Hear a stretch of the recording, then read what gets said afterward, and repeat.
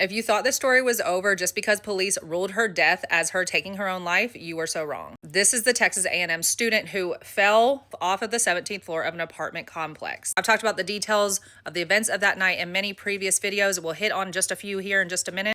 But this is her mom, Stephanie Rodriguez, and she absolutely refuses to believe that this was just her taking her own life. So much so that she hired her own attorney to follow through with their own investigation because she believes that Austin PD dropped the ball. Now, her attorney, Tony Busby out of Texas, had his own press conference Friday, December 5th. And read some of the statements from Stephanie.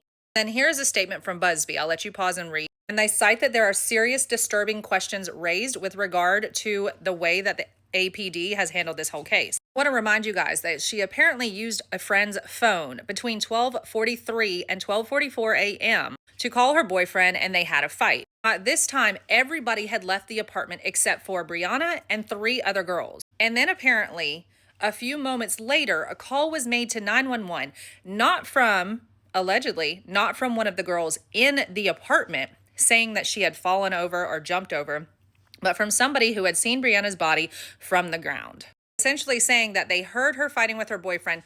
I guess she gave the phone back to somebody, but then nobody saw her go over to the balcony. Nobody worried about her. Let's also remember, no friends even reported her missing until noon the next day. This is just a couple of the inconsistencies that Brianna's mom and their attorney are looking at. If you're interested in helping, they do have a GoFundMe. I can guarantee this is going to not only go for burial costs, but for investigation fees and lawyer fees.